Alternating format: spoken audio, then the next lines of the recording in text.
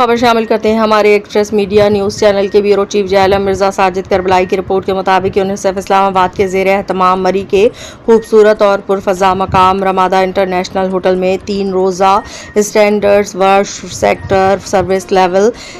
Work shop کا شاندار انعقاد کیا گیا۔ اس اہم ورک شاپ کی قیادت یونیسیف پاکستان کی کنٹری ہیڈ سنڈی نے کی، جبکہ پاکستان کے چاروں صوبوں پنجاب، سندھ، خیبر پختونخوا اور بلوچستان سے پبلک ہیلتھ کے سینئر افسران، مختلف NGOs کے chief executive officers, water and sanitation ماہرین اور دیہی علاقوں میں کامیاب فلاحی منصوبوں سے وابستہ اعلیٰ حکام نے شرکت کی۔ ورک شاپ کا بنیادی مقصد ملک بھر میں عوام کو صاف پانی، بہتر نکاسی آب اور حفظان صحت کی معیاری سہولیات کی فراہمی کے لیے مؤثر حکمت عملی، پائیدار پالیسی سازی اور یکساں سروس لیول اسٹینڈرڈز مرتب کرنا تھا۔ اس دوران مختلف سیشن میں دیہی علاقوں کو درپیش مسائل، پانی کی قلت، سینیٹیشن کے نظام اور عوامی آگاہی کے حوالے سے تفصیلی گفتگو کی گئی اور قابل عمل تجاویز پیش کی گئی۔ ضلع جہلم سے نونا والا واٹر پروجیکٹ کے روح رواں معروف سیاسی اور سماجی شخصیت جناب افسر نون صاحب نے خصوصی شرکت کی اور دیہی علاقوں میں صاف پانی کی فراہمی اور کمیونٹی ویلفیئر کے حوالے سے